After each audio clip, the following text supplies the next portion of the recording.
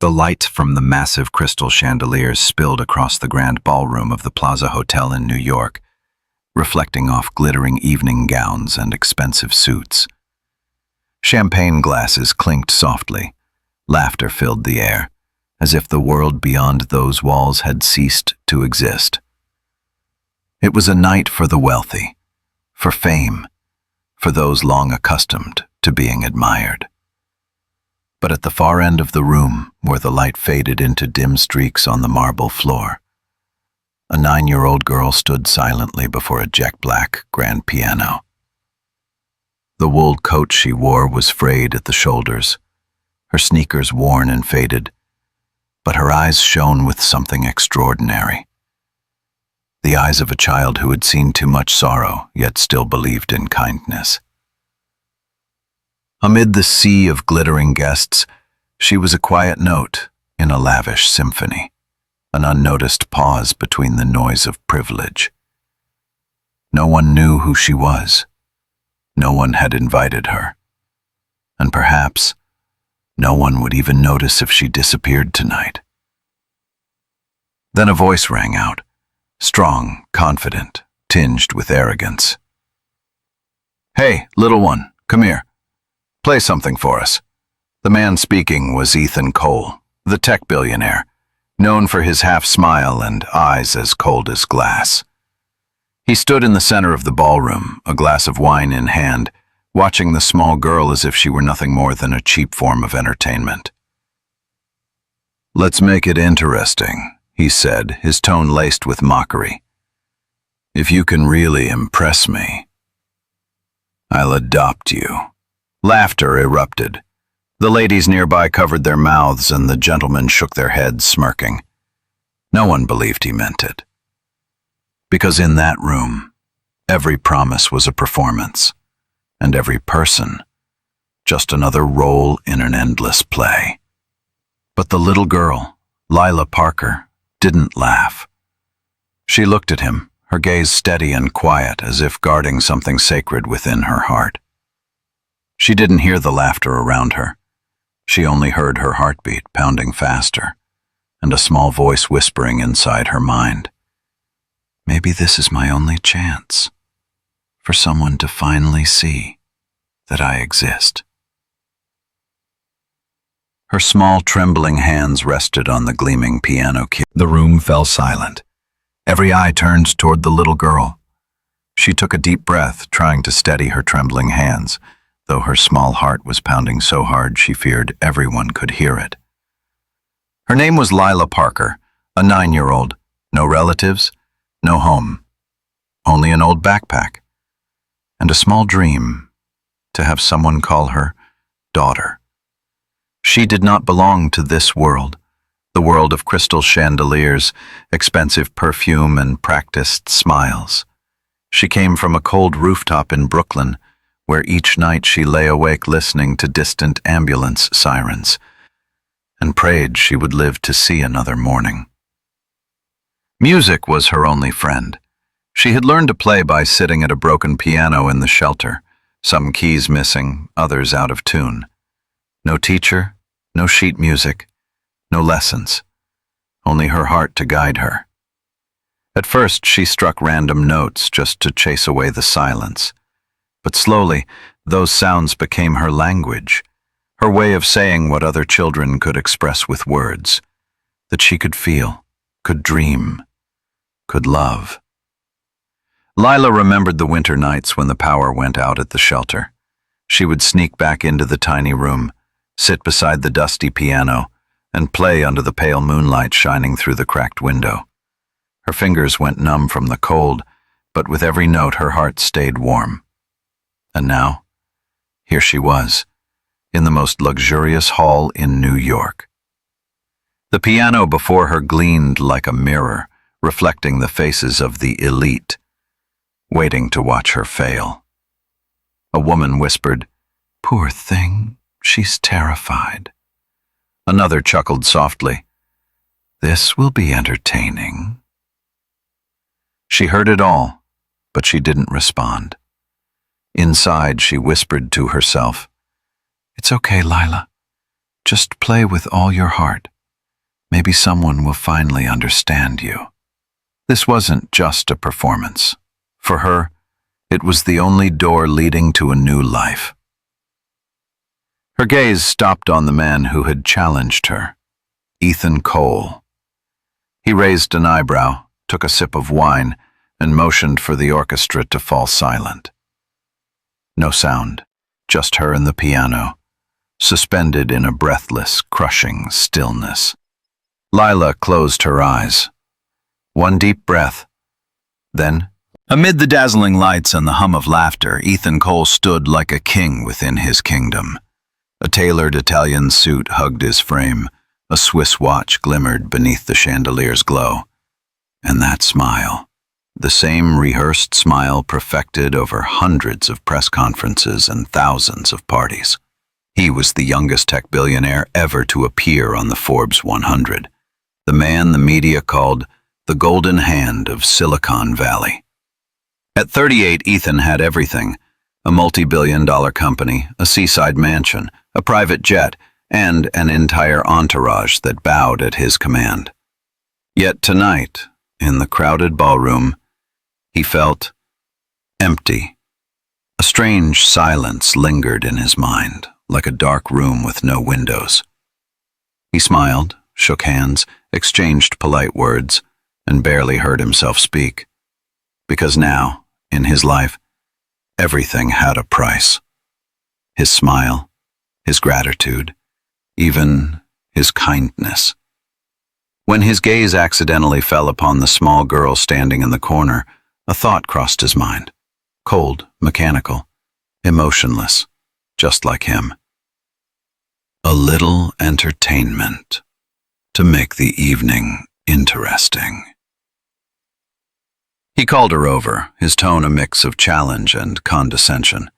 Laughter erupted around the tables, but no one noticed that within his laughter there was a discordant note, a faint echo of exhaustion, of a man who had reached the summit but forgotten why he ever started climbing. Some said Ethan Cole was a genius. Others said he had no heart. Both were right. Since the day his mother passed away, when he was 14, Ethan had never touched a piano again. The instrument still existed, covered with a black cloth resting quietly in the summer house at the Hamptons. It was the last gift his mother left behind, along with a sentence he spent his life trying to forget. "Ethan, you don't have to be strong all the time. Sometimes you just need to listen." And tonight, as Lila stepped toward the grand piano in the center of the ballroom, he didn't know why, but something in his chest stirred. A strange, uncomfortable sensation, as if a heartbeat from the past had tapped softly inside his ribs. He watched the little girl. A breathless silence stretched across the room. The lights cast a pale glow on the girl's face, small, fragile, yet her eyes were astonishingly steady. She rested her tiny hands on the piano keys. A few soft chuckles rippled through the crowd. A man whispered, "She's scared. Poor thing can't even start." A woman beside him let out a quiet laugh. "Oh, this will be awkward." Ethan crossed his arms and leaned back in his chair, a faint smirk curling at the corner of his lips. He expected nothing. He was simply waiting for the moment she gave up. But Lila took a deep breath. She closed her eyes. Behind her eyelids, memories flooded in. The freezing little room in Brooklyn, the wind howling through a broken window, and the old piano with yellowed keys. She heard her own voice from long ago whispering, "If I play really well, you'll hear me, right, Mom? No matter where you are?" Her fingers touched the first key. A single note rang out, trembling, off-pitch, as fragile as breath. Laughter broke out across the room. Ethan tilted his head, his eyes glinting with mock amusement. But then, something changed. The second note followed, then the third, then the fourth. The sound, thin at first, began to flow, uncertain yet hauntingly accurate. She no longer saw the crowd. She no longer heard the laughter. There was only her and the piano. And then the music began to tell its story. It wasn't a song written by a genius. It was the confession of a small, unguarded heart. Every key was a memory, every note a scar. The sound wasn't perfect, but it was beautifully painful. The ballroom slowly fell silent. One person stopped laughing, then another, until the entire room was wrapped in absolute stillness. Ethan straightened in his chair. He didn't know why, but a note had just echoed inside his own heart. A note so small, he had spent more than 20 years trying to forget it. Lila kept playing, her eyes closed. The final note faded into the air. A silence enveloped the room, as if the world itself had stopped breathing. No one spoke. No one clapped. Everyone was afraid that even the slightest sound might shatter the fragile beauty of that moment. Lila opened her eyes. Her pupils reflected the soft golden light of the ballroom, glimmering like two tiny drops of water. She looked around. The faces that once laughed were now bowed, quiet, humbled. And among them was Ethan Cole. The man who once stood tall and untouchable now sat frozen. The glass of wine in his hand trembled slightly, and his gaze seemed lost. Not in the present, not in New York, but somewhere far away, long ago. A rainy night. A 14-year-old boy is sitting in an empty room listening to his mother's weakening cough beyond the wall. Before she passed, she had held his hand and whispered, "Ethan, if one day you can no longer hear the music in your heart, you'll lose yourself." That sentence had vanished from his memory. Until tonight. As Lila played, each note, each rhythm unlocked a door he had sealed shut for 20 years. All the sorrow, the loneliness, the memories he had buried beneath layers of success and pride, now poured back into him like a summer storm. Ethan drew a deep breath, trying to swallow the lump tightening in his throat. He wanted to smile, to appear cold and composed, but his lips only trembled. His eyes turned red.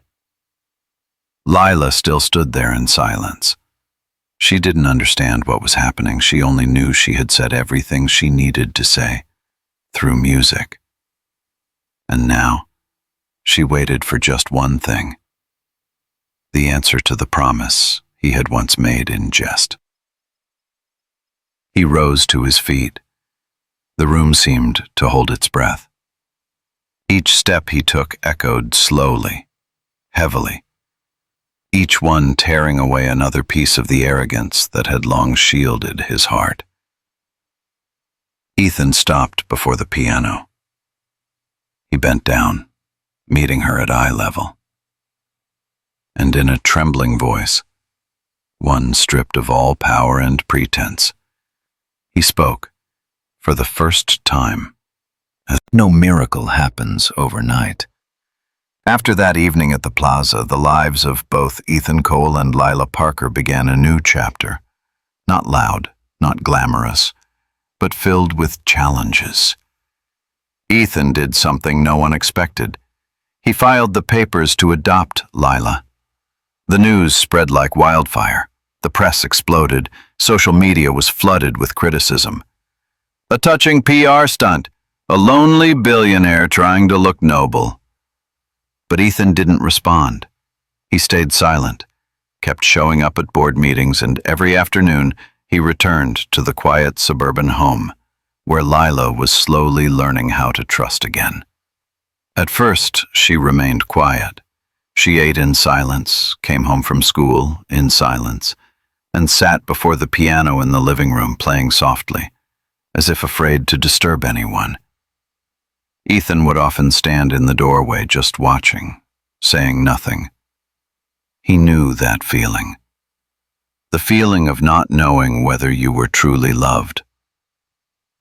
One evening, he finally walked over, sat beside her, and said hesitantly, "I don't know much about music, but I can learn if you teach me." Lila turned to look at him, her eyes wide. It was the first time she smiled. And from that day on, every night in that house was filled with hesitant sounds, offbeat, clumsy, but authentic and warm. Once Ethan hit the wrong key and Lila giggled. "No, not that one, Uncle. This one." Then she placed his hand on the right key, a gentle lesson in patience and connection. Slowly the distance melted away. The little girl stopped being afraid, and the man stopped being lonely.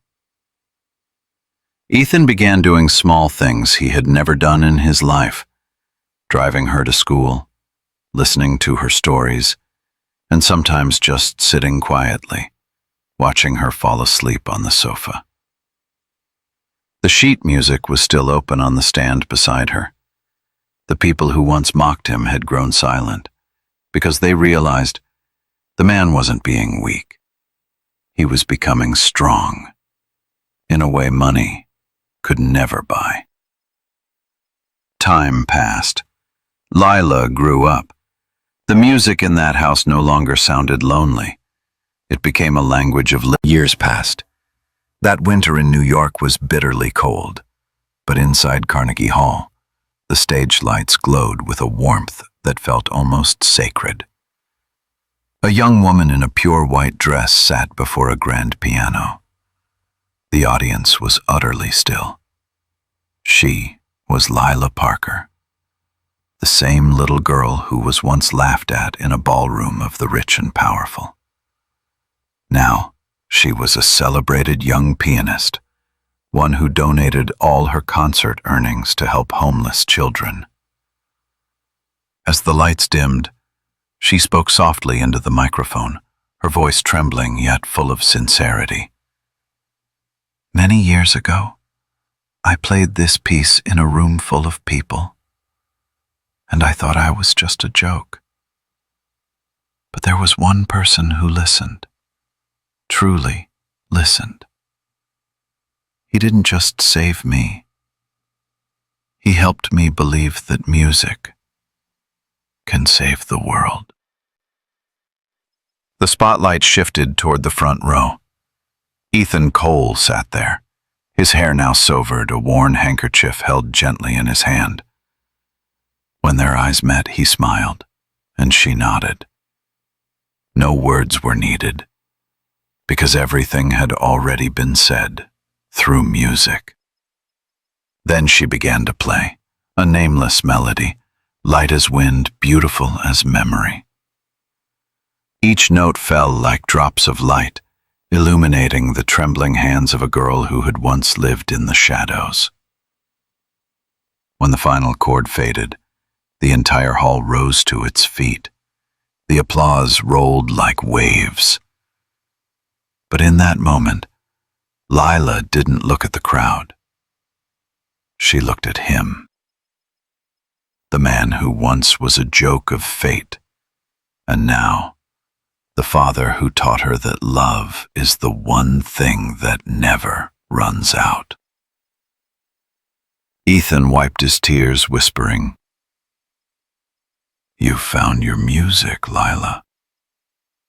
She smiled and answered softly, "No, Dad. We found it together." In this life, there are melodies that only rise when two lost souls find each other. A little girl without a home found her family. A lonely billionaire found his heart again. And together, They relearned how to love, how to listen,